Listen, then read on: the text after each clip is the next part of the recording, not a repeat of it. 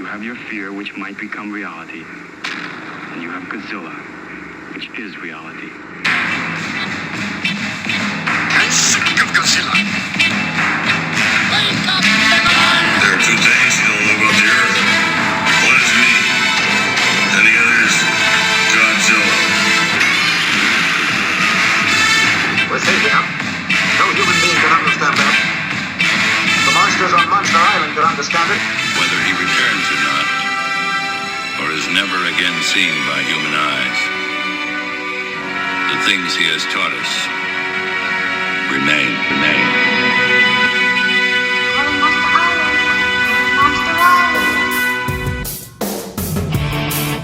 Welcome back to YHS on Monster Island. I am your host, Jacob Walsh. With me, Jay Key. Jay. Hey Jacob, how's it going, Mr. Walsh? How are you doing? I'm doing good. Ooh, I'm doing good. I'm excited. I'm actually going to be hanging out with you live and in person this upcoming weekend. Really? Okay. I am. Yeah, I don't know if you knew that yet. I am actually going to be in the great state of Georgia.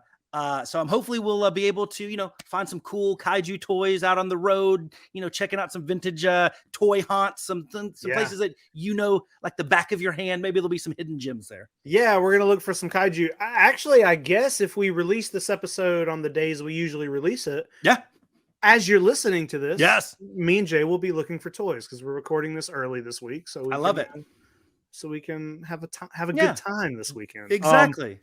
I do want to say congratulations to the winners of the Geoffrey Awards this year. If you don't know what that is, check out the last episode and check out YHS Toy Anxiety. We did the Geoffrey Awards. It's our annual toy award show, and me and Jay presented a couple Kaiju awards. Jay, what'd you think of that?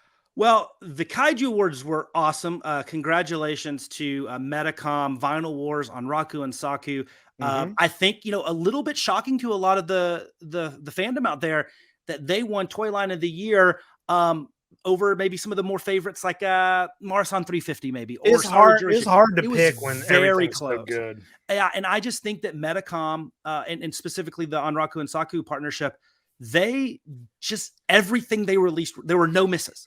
And I think no other line can really say that. And they also released a little bit more quantity than some of the other lines that might have only had 2 or 3 big kind of main event releases.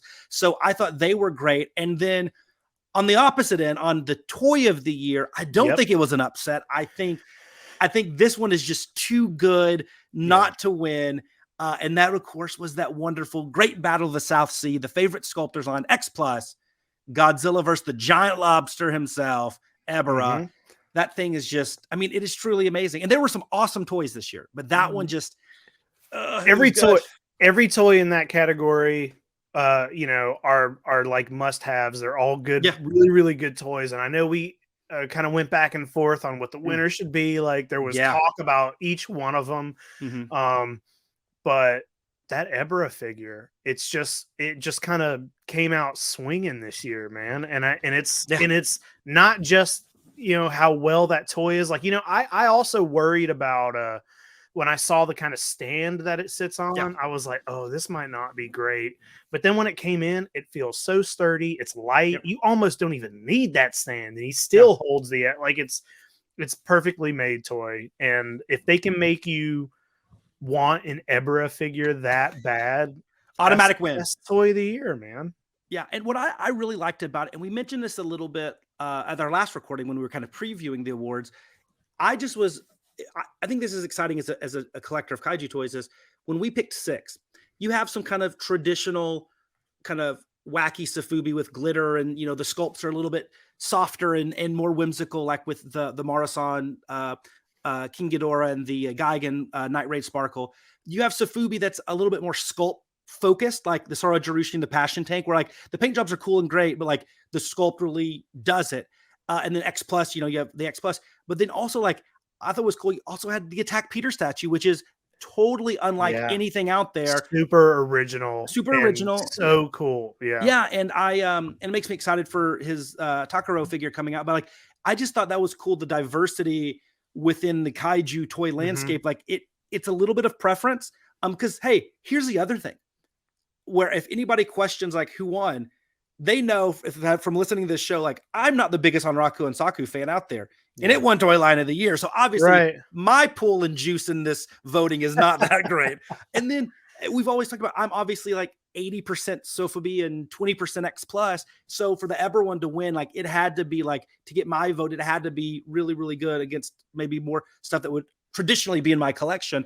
So, I mean, we tried to be the panel of voters, if you will, tried to be as, open-minded and fair and objective as possible when we went through this. Yeah, it was tough.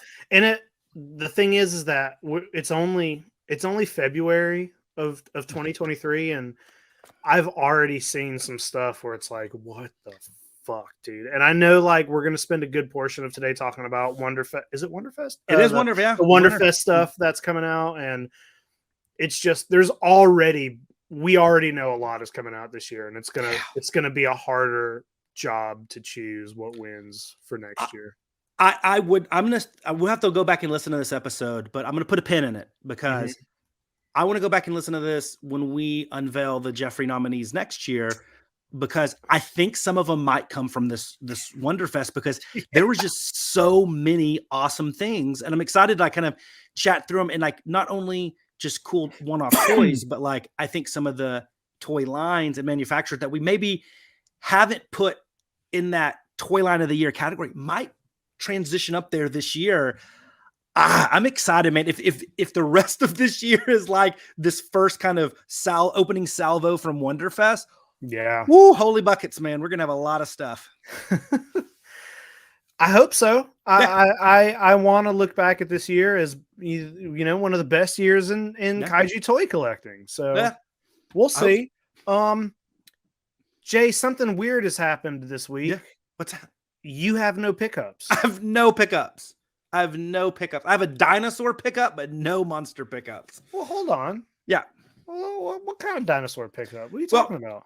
So technically I got it like the morning of the last show that we recorded, but I forgot to showcase it. But I did get the Beast of the Mesozoic, the Kickstarter exclusive T-Rex that was the Dino Riders themed inspired one. And it's gorgeous and it's beautiful and I absolutely love it. I put a little YouTube short on our channel too, the little 15-second to show it off.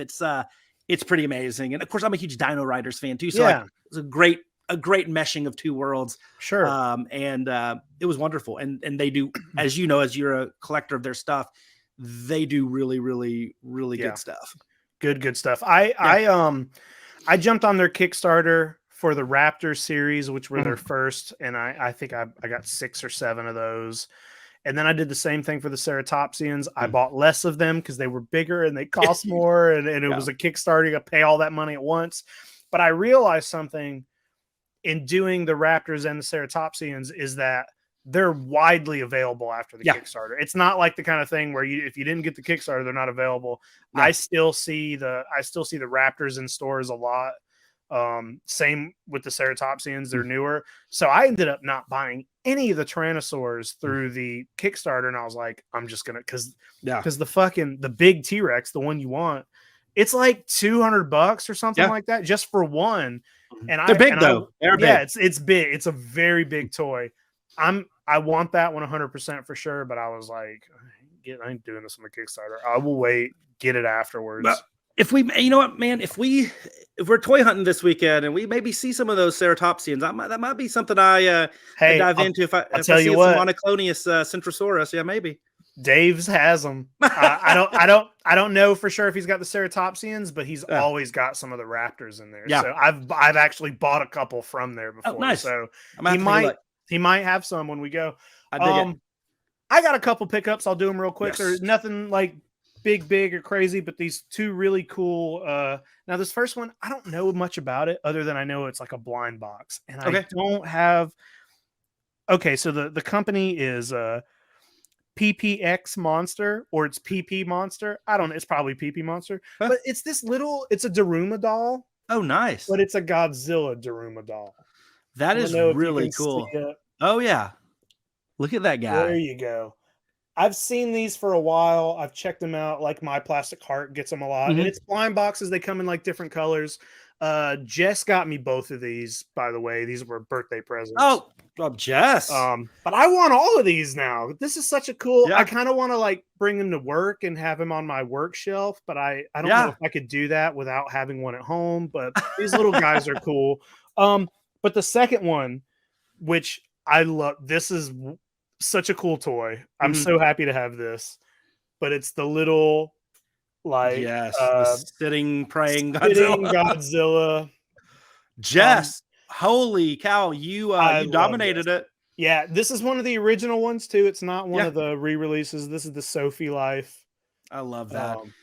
The color, it's the best colorway of the ones I've seen. The little blue in the front, 100%. the gold spines. I love these little weird sleeping, napping, chilling, hanging out Godzillas. I love this. He's so cute. Hot take. This is beautiful. Hot take. Of the Sophie Life, Medicom re-release, everything, I know the sleeping Godzilla has become a little bit more popular over the last few years. Yeah. Of those types, I like that one better. You like this one better? Yeah. I do. I wish the sleeping Godzilla that I had were these colors. I like these kind of colors a lot on this. I don't even remember. I think I just kept the bright crazy orange one. That's the only one I think I kept. I have one and it's a green. It's like neon green. It's the one. I think ours came from the same wave at Crunchyroll. The one that Crunchyroll. They did. It was the same. Yeah. I think so. Yeah. But yeah, this guy's beautiful. That's a really cool piece. And that is a cool colorway, a cool sculpt. And like I said, it's not one that you see a ton of out there. Like you just don't see a lot of people with it as much as like the sleeping Godzilla or some of the other poses. Yeah. That's an awesome one. That's a really great one. And the original only had like 3 or 4 colorways. So like it was not like a mass release, but you got the best one. Good job, Jess. Yeah. A+. plus. Yeah, it's beautiful. Those are my pickups for this week. Maybe we need to have a new segment. What did Jess get Jake this week? And she will have to, that way you will automatically be getting a lot of stuff. Oh yeah, and she's required to buy it. Yes. Okay, we just signed you up for that, Jess. Thank you. Right, let's do it.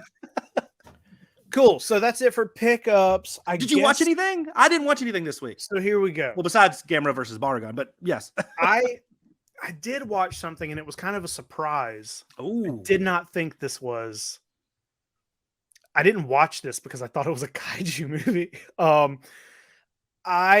Okay, so this movie's been on my list to watch for a long time. It's one of these movies that I've seen like clips of. I've seen people talk about it. It came out. I got some info for it right here because I didn't want to forget. But it came out in 1998. It's called Deep Rising, and it's basically about like a kraken, right? Okay. And in the whole most of the movie, you think it's multiple monsters. It's like these killer worms that eat you, and they've basically eaten a cruise ship.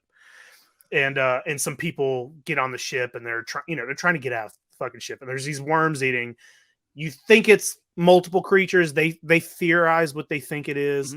End of the movie, you realize they're all attached to one creature, and it's a kraken. It's like kind of gross. It's gory. It's like really bad. It's really corny. It's like really. There's like one-liners in it. The effects are awful. Is it like an asylum flick, or is it like? Here's the thing: Steven Sommers wrote and directed it. That is the guy who wrote and directed The Mummy. Yeah. And he did. This was 1 year before The Mummy, and it's one of the actors from The Mummy. Benny from The Mummy is in this, and he's like also kind of the wisecracking. Like, so he made this movie. It was a flop. Yeah. A year later, he made The fucking Mummy. But here's the thing that I wanted to talk about. It's not the Kraken. I'm going to spoil this movie for you. That's fine. Spoiler alert. So, not that anybody cares. End of this movie, a couple people make it off the cruise ship. They blow up the Kraken. They make it to an island. They're on an island and they're like, there's like one-liners. They're like being silly. They're like, hey, at least we made it to this nice island. Yeah. And then you hear a roar from the island, and they all three get up and they look back at the island, and then it's the shot starts to pan out, and you see that there's something big tearing the tree, like it's walking through the trees, and it's tearing the trees down, and it's making all this noise, it's roaring, there's like an active volcano in the background, and then the screen cuts, and that's the end of the movie. So I looked this movie up. Yeah. And Stephen Sommers was he had the contract to make a King Kong movie. And this was supposed to be a prequel to his King Kong. And these characters land on Skull Island. The Roar was King Kong, and his next movie was going to be these characters on Skull Island. No way. I did not know that. I'd never heard I hadn't either. And I had read stuff about this movie before because I had seen a clip from it, and I was like, what is this weird ass movie? But I read this, and it said that, like, so he set up to make his Kong movie. He was supposed to make King Kong next, but it was just like the development of the film was taking a little bit of time. So in between, he was like, I'm going to make this movie called The Mummy. And The Mummy was a fucking hit. Yeah. And then he ended up making The Mummy Part 2 and The Mummy Part 3. And then King Kong was like in development. And then by the time they got any wheels on it, it was 2000. And then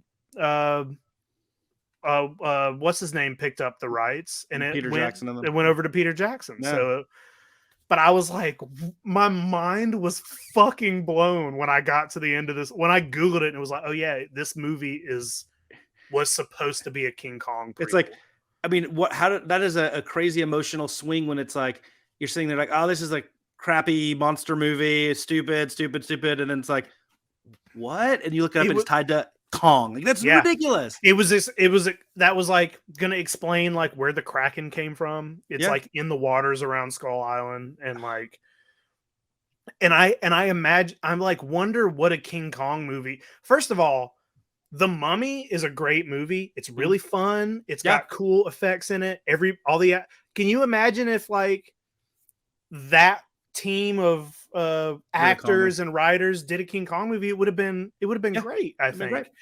But Deep Rising is like weirdly gory, and it's weirdly gross. It's still silly, and it's still, you can still hear some of the like mummy type writing in it. But I'm like, oh, a King Kong movie that was gross like this that'd be cool too. You know, like different. If it was it'd be very different. It'd be very different. But my fucking mind was blown, dude, when I found out that there's a secret King Kong prequel out there, but then the King Kong never happened. It would have been as gory as King Kong Lives when he eats the rednecks. Yeah. But it's worth watching. It's out there.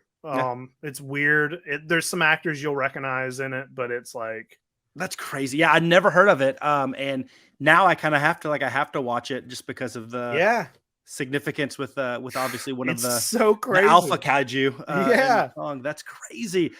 Yeah, and it's funny actually. Speaking of King Kong Lives, I actually had a King Kong Lives like moment in the main film we're going to talk about tonight. I felt like one scene had some connections to King Kong Lives, or reminded me of it. Not connections, but it reminded me of the scene in King Kong Lives. So but anyway, that is awesome, dude. I think I'm gonna have to put that on the list now. Yeah, check it out.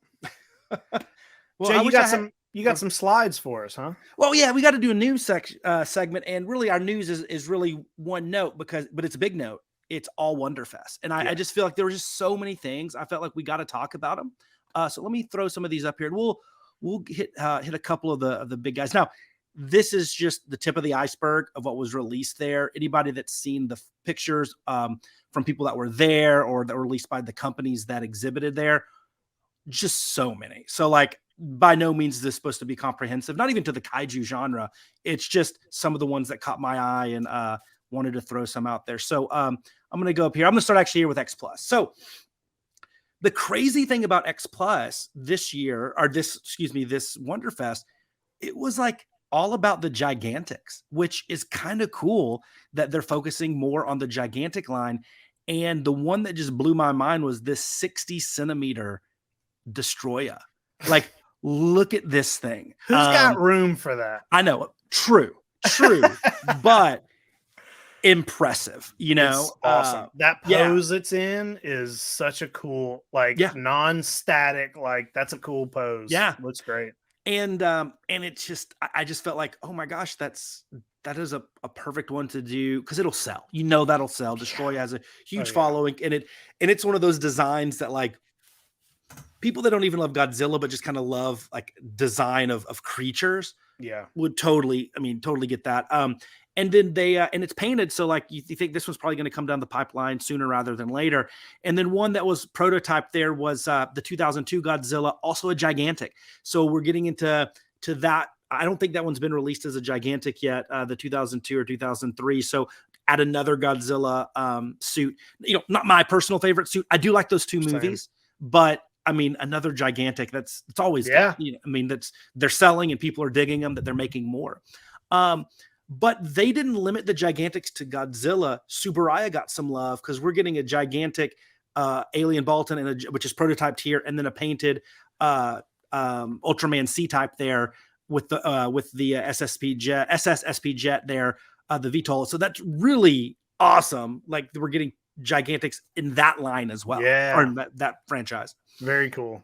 Yeah, I thought those were really awesome. The other two that from X Plus that I thought were worth mentioning were the 92. This is the large monster series, so the 25 centimeter, but this will go really beautiful for those that bought the Mothra large monster series about 2 years ago. Yeah. This is supposed to be kind of, paired with it. So you'll have that cool effect there. And even that stance, it looks like he's almost like looking at about to do battle with Mothra. So I love that this is released. This is something that I'll consider picking up. I do have a 92, but I actually like this version better than the 30 centimeter that I have. And it'll be technically in scale. I like what they're doing with the poses here, because I feel like most Godzilla figures are in the same exact pose, and it's like there's not much you really can do with him, but having his arms kind of out like this and sort of his head in a different, like, that makes so much difference when 100%. you have a sea of figures where he's exactly the same.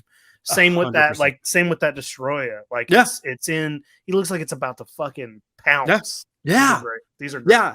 And then the other one, so was it last year they released the gigantic Diforil Shen. This is their second entry into the gigantic Diforil category, and it's your classic 54 train biter. So this is going to be one of those big, gigantic Difos. So Train biter sounds like a band name. I know. We could do like a kaiju themed band called Train Biter. The Train Biters. I love it. Yes. Oh my gosh. Train biter is perfect. But yes, so this is really cool. I mean, it has the crazy 1954 special effects eyes and fucking everything. Teeth, dude. Yeah, teeth, the eyes. This Godzilla looks insane. And I also just you talking about this, I just got so much regret for never getting the Shin, the giant. Oh, it's still out there. You can get it. I know. It's still out there. Maybe I'll buy it. Yeah, it's still out there. But so what I thought this was really cool because we've had X Plus 2 years in a row has been up for Toy Line of the Year at the Geoffreys with the Kaiju series and Diforil back 2 years ago, and then this year, or I guess 2 years ago, and then this past year with the favorite sculptors line. So I'm looking at it, and right out of the gate, X Plus is like, you know what? Gigantics. We're getting on there again, yeah. And maybe even Diforil if they're going to continue with this gigantic Diforils, because those are very like different style sculpts, and they're just over the top. So like X Plus, who I think of as kind of the most steady, like I'm not expecting a lot of just craziness from X Plus. I'm just not. They know what they do well, and it sometimes can come across one note, but it's a really damn good note. I love the fact that they went a little bit different with a Destroyer gigantic, with a gigantic Diforil with some Subaraya stuff that's gigantic scale. Very cool. And I thought X Plus had a really good Wonderfest, and I wasn't necessarily expecting them to like come out of the gate swinging like this. Yeah. They must have watched the Geoffreys. That's it. That's what happened. Hey, is that so? The Mothra that was in the slides right before this, is that the already released X Plus Mothra? Yes. They're just showing it off with the Godzilla there. They are. So yeah, if you would have not cut this, or if I would have not cut this picture off and extended it, it was actually, you can kind of even see, if you look there, the little fingers of the one on this slide. They paired them together. I know that Mothra's already out, but that's a beautiful toy too. It is. It really is. I really, really love the 90s Mothra design. I do too. It's great. I do too. And I love Batra. That movie Yeah. has just a lot of good looking kaiju. Yep. I think it's wonderful. And but yeah, the moth, something about those, the yellows and the oranges on the wings, they just got it right. I think Yeah. in the Yep. Heisei era on that one. So anyway, so kudos to our buddies at X Plus. Now, M1 always does great stuff. We Mhm. love M1. I don't think we think of M1 as like they're so big on a lot of the festival releases. They do them, but it's not like a huge thing, right? That they released 3 new ones at Wonderfest, and they're really cool. I love the 2 tower ones. This is you have obviously your Miragoji there, and then you have kind of that Popey style Godzilla Mhm. released there, excuse me, the Bullmark style, and then with the towers. I thought those were really cool M1 designs. But the one that was getting all the love was the Sevenger from the Ultra series, his tricycle release, and everybody was going nuts over this. So it's another one to throw into the tricycle category, and absolutely love it. And these were all great. They're all wonderful. They're nothing bad to say about them, but I just was impressed to see more than kind of an under the radar M1 release. So like really cool stuff. Yeah, really good colors on all of these. All the towers stuff is cool. Yeah. These are all fun. Tricycles are fun. I don't own any tricycles. But I've went down the road of checking them out, looking at them in person. I bought one for Jess a while back, and I almost didn't give it to her. I was like, maybe I'm going to keep it. Yeah. So These are I don't great. know if I've mentioned this on the show before, but that is I know I've talked about Harryhausen. It's like I'm scared to start it because I know it's just going to be bad. Yeah. I would say in the world of sofubi, the tricycles I view in the same way. I love them. Like the Halloween Matango, the one with the Bob Eggleton art. That's one I really love. Yeah. I mean, and they're awesome because it's beautifully done sofubi, but like in that cool kind of die cast tricycle, there's just so much good and artistic just brilliance in these things. It's funny and it's goofy. It makes no sense, but yet it's just beautiful. I'm worried. I'm gonna buy one tonight. I'm gonna buy one tonight. There you go. I know a few places. But they're really, really cool, and they do a lot of good ones. You know, I think Matongos and the Heteras are awesome. Godzillas are obviously really cool, and now they have. I know it's not on here, but they also released M1 also released at this Wonderfest a new colorway from their classic Godzilla 2000 tricycle, which they've released a couple times, like more of a blue metallic, which is very cool. And then of course you have the Buskas and the Canagons and the Bullmark Godzillas and the everything. It's really, really cool stuff and great box art too. Yep. So M1, good job, M1. Okay, so here's the mix. Now I know nothing about Neo Player One. I know they do a lot of. It's pretty new are they new in the like? I think they just got the Godzilla license or whatever. I know they do other indie toys or vinyl toys, designer toys, but this image was plastered all over like Instagram. Everybody's posting. It's so goofy. Yeah. I don't know much about the info for it, but I've been seeing it a lot too. Yeah. And it's Jay, this is I want this toy. Yeah. I want this toy. Do they have another? Are they not putting out another kaiju? Are they not putting out another Godzilla? They might. They absolutely might be. I don't know. I feel like there's photos of maybe a Hedorah. I think they're doing a Hedorah as well. Okay. I know One Up is. I could be making that up. But we'll see if when we go to the One Up page, see if you think thinking of the One Up. But they might. They might. I just had to throw this one on there because I think I've seen this one more than any other release coming out of Wonderfest. Yeah.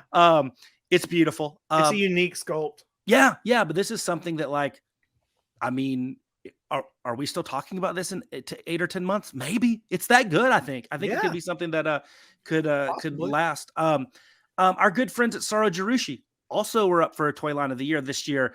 They continued their releases with their 95s. This one looks a lot like it's painted very similar to the one they released with the translucent face, but this is going to be more kind of that glittery gold face. So not a huge variation, but that one has been very, very, very, very popular. They've done about, I think, like 7 or 8 different variations on this one now. They've had the blue, the purple, the green.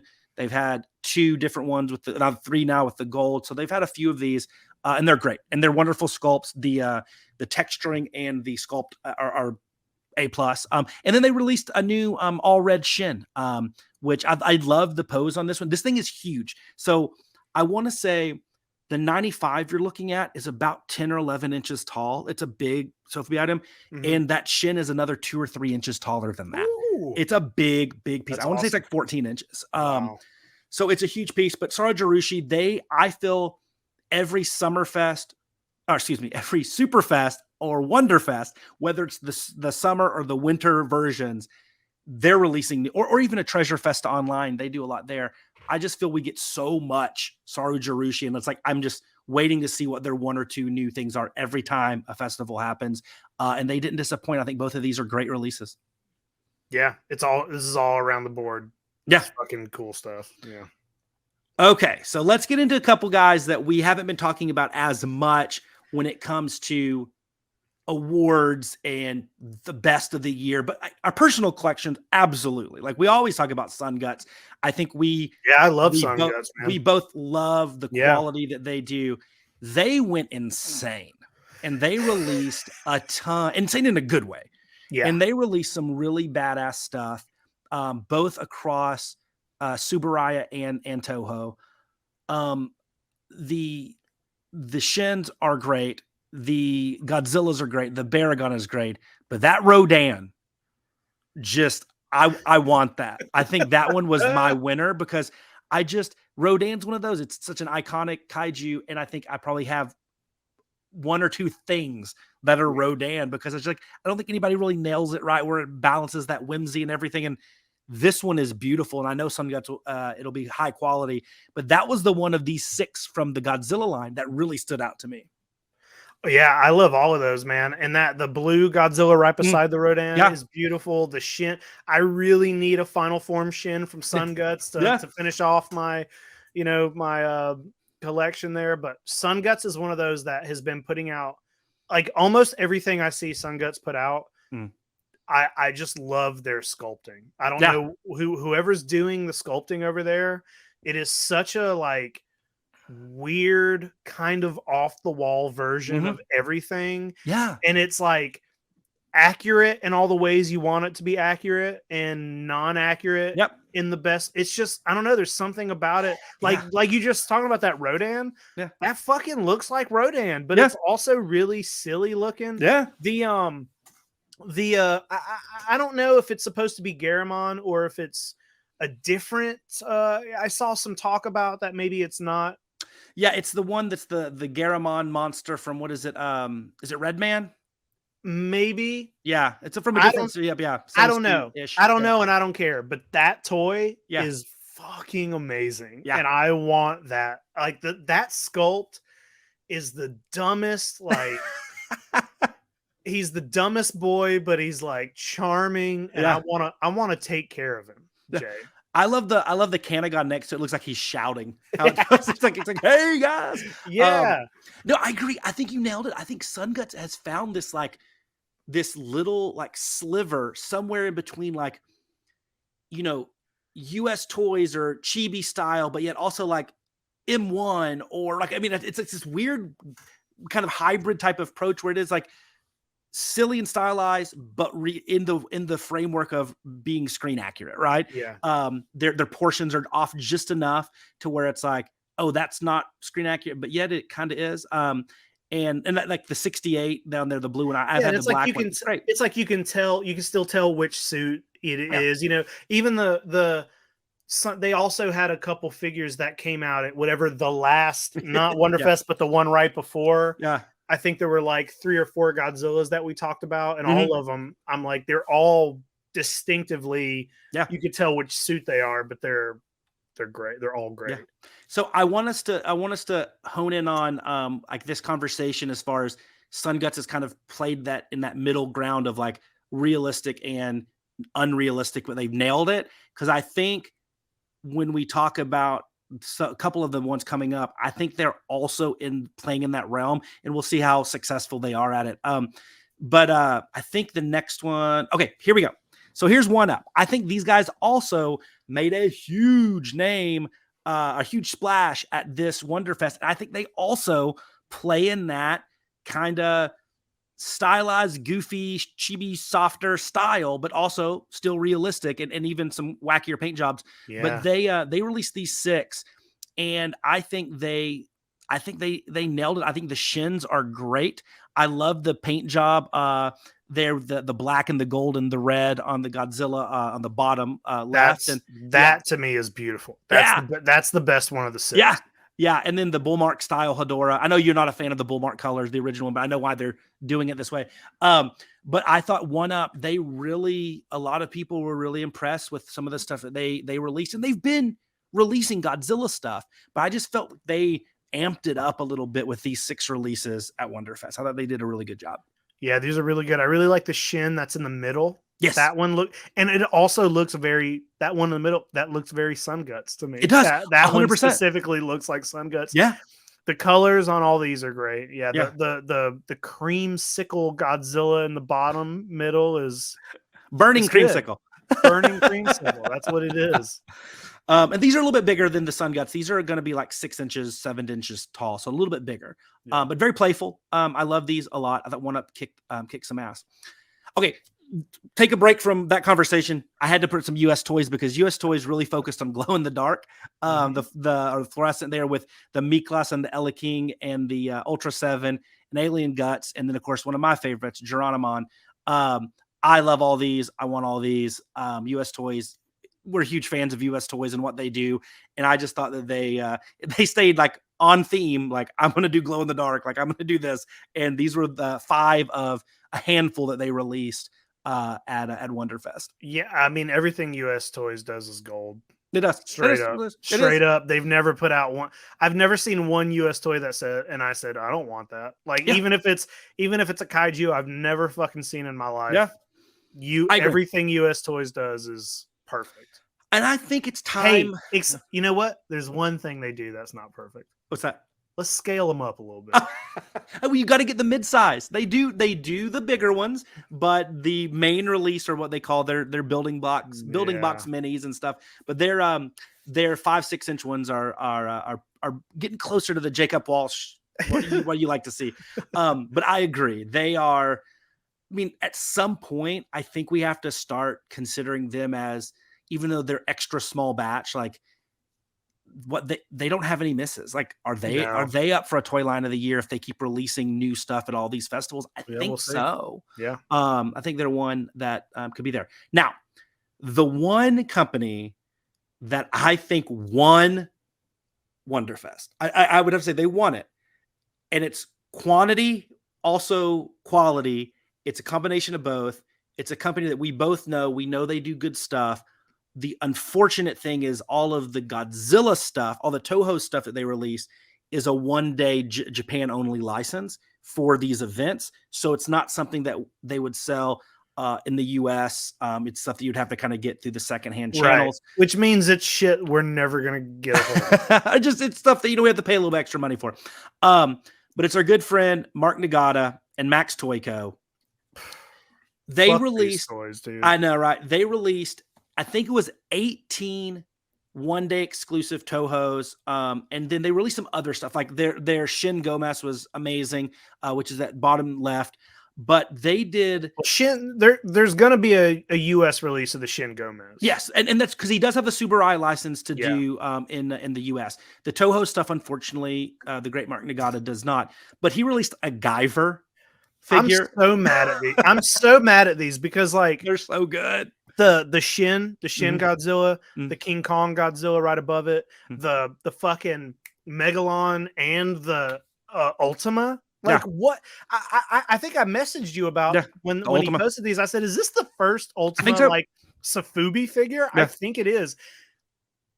I'm mad that I can't have these. Oh, you can get them. We can after show. Can we figure these out? Let's figure it out because these are. I got a guy. We're good, dude.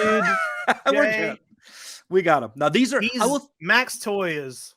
He's doing well. He's doing good stuff here. Yeah. It's funny, I know his U.S. license was Subaru, and this might be a hot take because I think we think of Mark and Max Toyco so much entrenched with Subaraya, and he does so much Ultraman. And those that have seen interviews with him, he is maybe the world's greatest Ultraman fan. Like that's his jam, right? That's his thing, yeah. His art, his prints are great. Hot take, I think his Godzilla stuff is better. I do. I mean, the GMK, the purple, like metallic, is freaking amazing. And I love it. And I mean, I just showed off his Mephiles from last time. Like I get his stuff. I also, you know, I don't buy a lot of Hedorah stuff for myself. I've never there's just something about Hedorah that I'm really picky with Hedorah. The Hedorah in the middle, the one that's like the cartoony. Yep. I want so good. So good. I want that, Jay. Yeah. I couldn't narrow this down. Like if I was trying to pick the best two of these, I do not think I could do it. It would maybe be between the Megalon, King Kong, and the Shin. I just don't know. Like they're all. Oh, you mean the Mothra? Mothra. Yeah. I don't know why I keep calling it King Kong. It's close. Well, we were just talking about King Kong. Prequel. Yeah. I would say, I don't know. I think the Ultima and the GMK would be on there for me. But also the Shin, Gomez, and the Mothra and the Megara, and all of them. I want all of these. I can't pick it. Hey, also, we should also at one point we should maybe do Guyver, a Guyver episode for the movie, because it's been a long. I used to watch it a lot when I was a kid, and I remember being confused. I didn't know what it was, and I remember being like, "Oh, this is kind of like Power Rangers, but it's kind of gory and it's kind of like weird." And I used to really love it. We should do we can do a Guyver one. Yeah, is it Mark Guyver. Hamill in it? Mark Hamill, yeah, he's in it. Yeah. That's something I know very little about, but I've seen at least one. It's the only thing I've seen is the live action movie. I don't know anything else. Yeah, the live about action Guyver. one. Yeah. But hey, you can get a Max toy now. So I don't know, man, but like round of applause, standing ovation, golf clap, whatever you want to do for Max Toy Co. I think they absolutely crushed it. And like maybe more so than any of the other companies out there. And I mean, we have to throw the disclaimer, 1-day license, all that stuff, but I don't care. Like he did a fucking King Caesar and it looks great. It is. It is very good. And so that is it, my friend. That was kind of Wonderfest in a very, very, very, very, very, very, very small nutshell, and some of the highlights, I thought at least, and some really good stuff. What a great festival. I know a lot of good stuff. I know a lot of people in the Kaiju community here in the States were able to go on a big group trip over there. I was so jealous seeing all their pictures, all their photos of their pickups and the time they're having over there. I was like, whoa, Jay, let's do that one year. I know. Let's do it. Let's just do it. Commit to it. Let's go to Japan. Hey, Eddie Kamanaga, I'm gonna come over to your house. But good for them. Love, great people. The ones that I do know on that went on that trip are awesome, and they do so much for the community. But I'm very jealous. I was very jealous of those guys, but they had some really cool stuff. And I don't know. I think this year, what a great start on really cool stuff coming out there already. Yep. Oh, but yeah, so that was it. Anything else doesn't matter. That was all the news.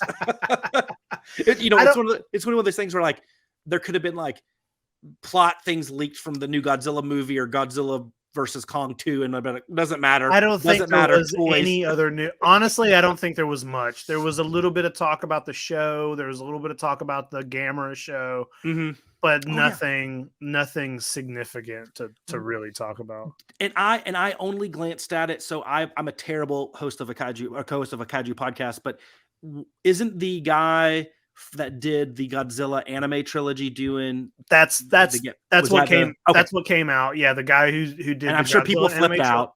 People are fucking losing their shit. And hey, this is what I want to say to those people. Shut up, because the anime trilogy is not as bad as you think it was. You too, Jay. It's not as bad as you think it is.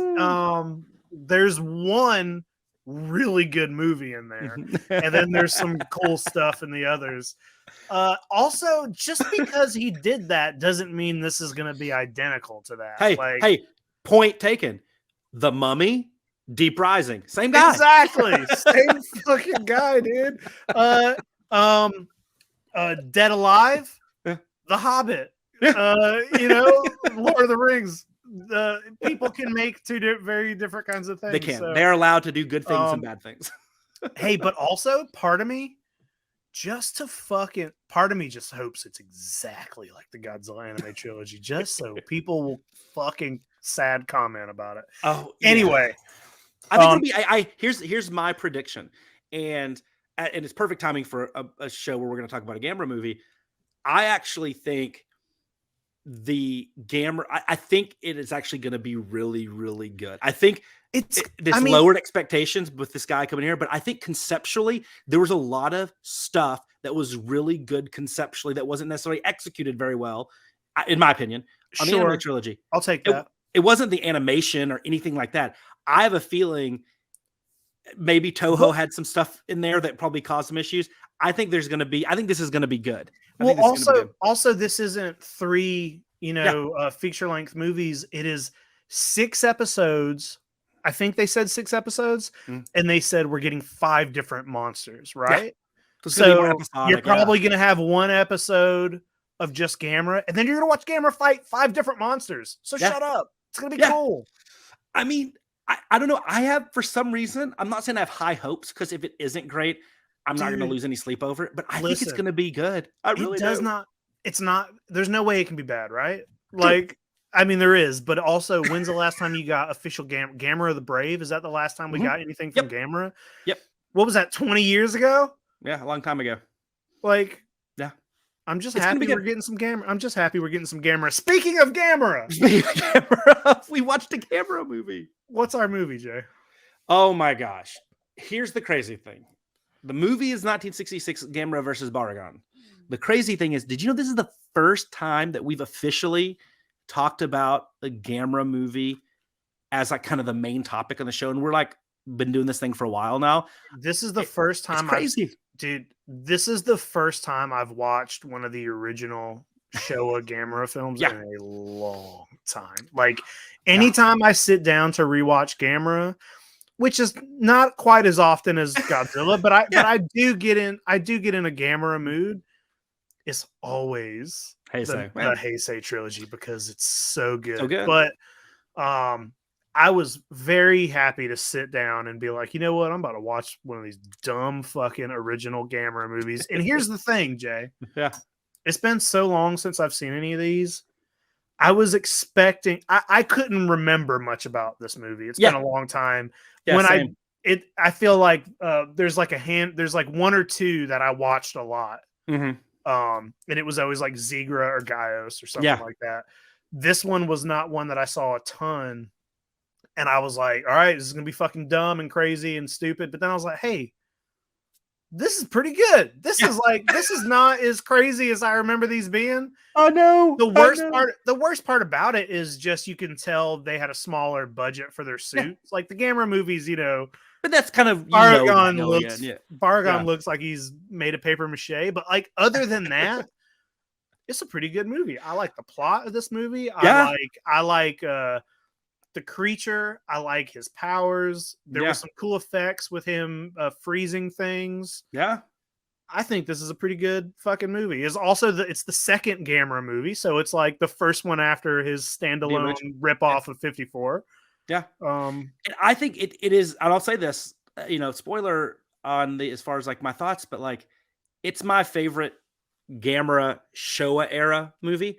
I actually like it better than I think it's more fun and exciting than the original Gamera. The original Gamera does very little for me. And, the third movie is Gauss.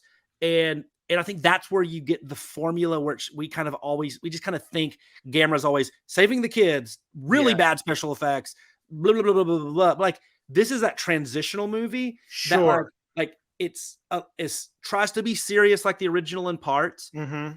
And yet it's trying to morph into something else. I mean, this was done in 66. This is the same year Ebra came out, and it has a lot of Ebra vibes. Like, I mean, I think you can compare them.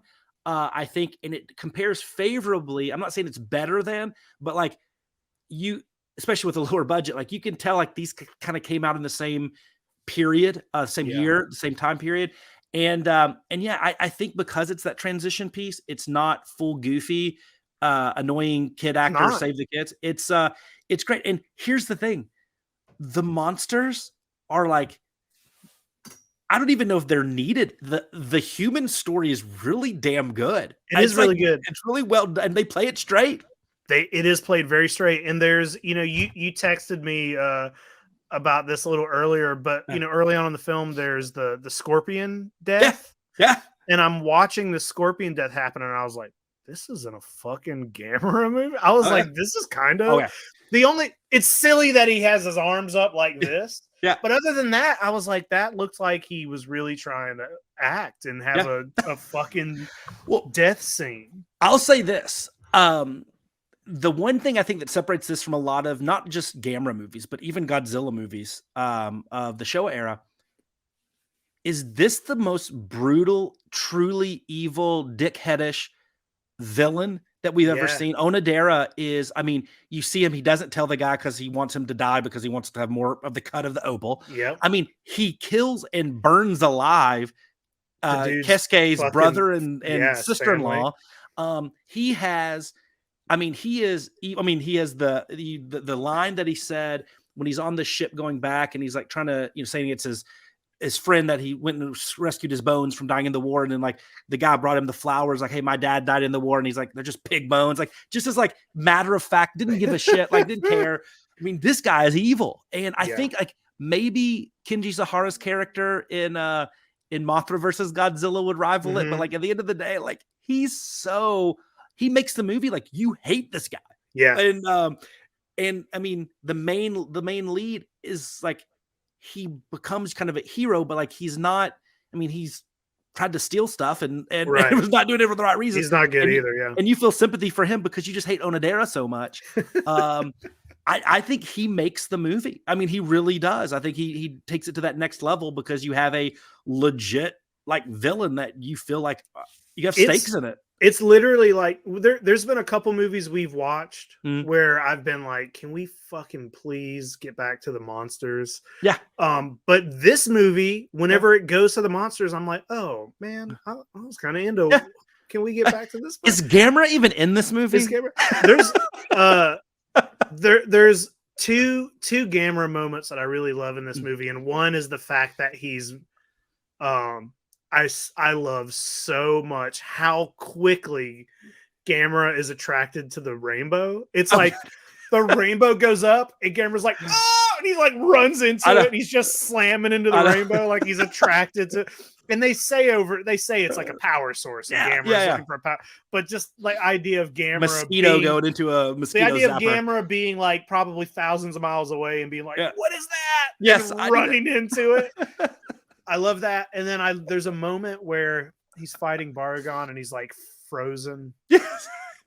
But he like reaches out and like punches Barugon in the face and a bunch of blue blood starts coming out. Yeah. But it's the way the punch, he's like frozen and he's just like his arms straight out robot. Right into his face. And I was like, fuck yeah. I was so excited when he punched him. I loved it too because good for Dai. Like they come in here and like, Gamera's supposed to be their answer to Godzilla, right? Yeah. And Gamera goes up and like his first battle with Barugon just gets destroyed. Like it's that punch is all you see. I mean, he gets frozen, and all if he just gets frozen, he's like just face down. He's like, he slowly falls over. The light goes out of his eyes.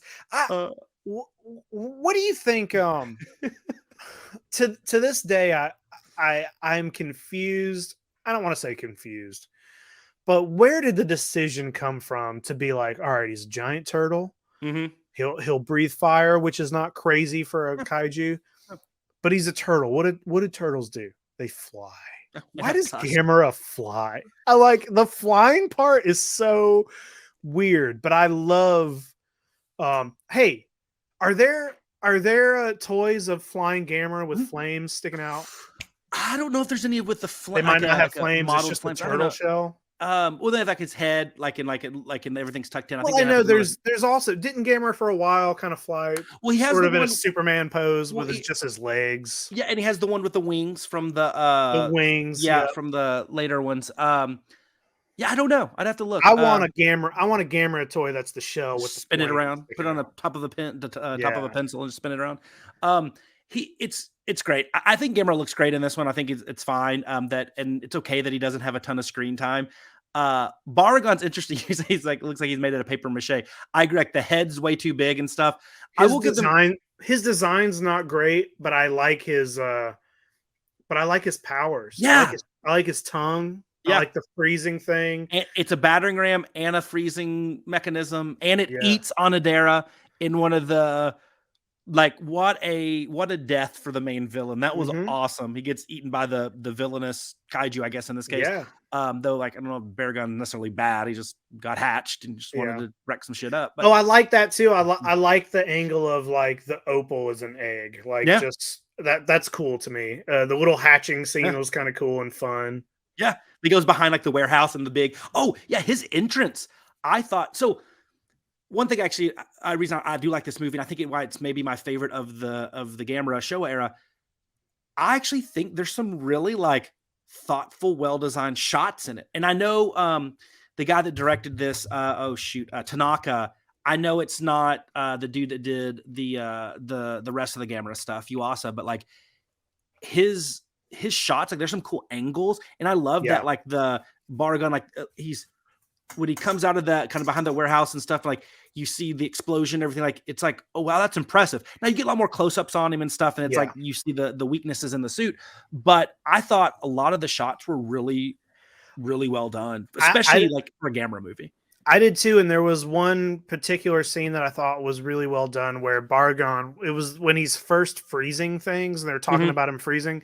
There's a scene where it's just like you're looking at, there's like a building in the background and some trees, and he just walks in front of it. Yeah. And it's a static shot where he's just walking by, but it's all normal. And he kind of gets in the way of it because he's in front of it. And then when he's on the other side, it's frozen. So it's like it's one shot that freezes while he's in front of it. Yeah. And I was like, that was a cool that was well done. I was kind of like, well, how'd they do that? Is that a composite shot? Did they do two shots? And then I was like, that was cool the way they did that. Well, I mean, we have to like I said, I think there was a lot of, and maybe it surprises for us, kind of go in there, like having not watched this film in a while, and maybe being surprised by a few of the really positive things. Like I thought the miniature work was really good in this one, especially like the opening scene when Gamera comes back from, his rocket, obviously doesn't make it to Mars, and he's like destroying the dam. I thought I loved the dam stuff. That would have looked fine in a Toho film. It's that is such a good set. And all of all the stuff with the dam looks so good with him flying around it. Oh yeah. The other highlight of this movie that I think we got to talk about is the native girl, and her name is Karen. Karen, yeah. And question, did you notice this? Because this was when I turned this movie off, I had a lot of thoughts, a lot of positive thoughts, a lot of like, what the heck was that thoughts? But there was one that was really sticking with me, and I don't know the answer to this. I couldn't find it or whatever. It's the one thing I really looked up in this. Why was she like sucking blood from his arm? And they never explained that. You remember that? When he got the injury, Keisuke or Kasuke or whatever, and she bends down, it looks like she's like, is she a vampire? Like, what is she primitive sucking blood out of his hand? I don't know. Yeah. That was the only thing I can think of is that maybe she thought he got stung by something. Yeah. She trying to get out poison. I don't even remember really. But they like don't even acknowledge it after the fact. She looks up, she has like blood on her mouth, and then like I was like, okay, is that a primitive way of saying like I love you now or something? I don't know. I don't know, dude. That was one big question I had, but I just love the fact that she's her name is Karen. And also a little bit like I don't know about you, but like when I was seeing her, I was thinking like, oh my gosh, she reminds me of the native in Son of Godzilla. Did you get that? It reminded Yeah, I got that vibe. More serious, like not as happy, but but I got that vibe for sure. Well, yeah, I don't know, there's some stuff, but I thought it was great. I mean, did I ever think I would see a movie, with rainbow death rays and using mirrors to deflect them to blow up purple blood blisters on giant monsters? Like, I don't think that was ever in the I'm going to see this book. And I'm so glad it exists though, because I like so much of that wackiness that sets it apart. But the strength though is that human storyline is very compelling, and it does really well. Yeah, I agree. The rainbow thing seems the rainbow thing is like one of those things. Maybe if when I saw this as a kid, I would have been like, "That's dumb. Why is it a Why does he shoot a rainbow?" But now I really like how Valley off Rainbows. the wall that is. Yeah, yeah, I like that. The place is called the Valley of Rainbows. Where Yeah. I was like, "Oh, this is cool." yeah, I like it. yeah. And I just always wonder like why the Gamera, and we talked about this in our Show Down Spectacular, why the Gamera monsters have like better like arsenals of abilities than the Godzilla monsters. Like the Godzilla monsters will have like one or two things, but like you have like Or horns sometimes and nothing. or sometimes nothing. Yeah, or they might just be a giant lobster. Well, I think it's because it's almost as if, like with the Godzilla stuff, I'm going to regret using this word, but it's like almost like they want to keep it a little more realistic. And it's like, it's like, all right, well, a monster should only really have like one power. You know, it doesn't, it's crazy to give it multiples unless it's supposed to be. But this is like, no, he can freeze things with his tongue and he spits rainbows. It's like the two weirdest. And he has like, a giant horn and he can leap. Giant horn. Yeah. It's like, But give nothing him everything to do with salt water. No, I'm sorry, with fresh water. Fresh water, no way. Speaking of, what a brutal, like, Gamera is just like, Oh, I'm gonna drown this motherfucker. That was Gamera just pulls him into the fucking water and drowns him. Yeah, I mean that was What? once again like not the kitty death, and I know like we get Gyron slicing Space Gal's wings later on and stuff, but like that was like really a serious like kaiju destruction scene. Yeah, that was there was a lot of good stuff. The one thing I wanted to mention on this that I found just beyond fascinating, and I'm just curious how it would have played out. So originally, when got the green light to go ahead with another Gamera movie because the first one was fairly successful, this was supposed to be something to the tune of like Gamera versus the Ice Giants. I read something. Yeah, like that. And it was supposed to be these like human ice giants that were bringing on the coming of the next ice age. And it's like, we've had enough snow in Gamera in the first one. Like, come on, we don't need to be like in the Arctic. But I just thought it was so funny how it goes from that to rainbow shooting lizards. I just think that is, I mean, you still have a little bit of ice with the freezing tongue. They kept the freezing I was tongue. like, what would that have looked like? I mean, with a die budget, just like Gamera fighting a giant, just a person not in a suit. Snowman. That's like, that sounds like they were like, hey, we need to make a second Gamera movie. We got the funds, but here's the bad news. We don't have the funds for a second monster. And they're like, we'll just do a giant. It's just a man. We don't know costume. Yeah, we're just painting him up white and blue. Yeah, so Gamera versus the giant Yetis. I'm glad that it morphed and pivoted to Barugon because I like it. And this is one that like I never understood why this one was parodied by Mystery Science Theater 3000, but then I forget like all the like Sandy Frank and American International, the dubs and stuff are they're bastardized versions. I watched the Japanese version. Same. It's on Amazon. Like all these movies are on Amazon right now. I own them, but I noticed the other day I was looking for something on Amazon and I was like, whoa, are all the Gamera movies on Amazon right now? And most of them are. So if not all of them. Yeah. And I love the art on the thumbnail art for I forgot which studio those are on like their covers. It's not Arrow. Is it not Matt Frank stuff? Is it the stuff Matt Frank did for the because it's the stuff I don't know if it was Arrow or somebody put out like nice Blu-ray versions. There's a set of the Showa films, and then they did a set of the Heisei films pretty recently.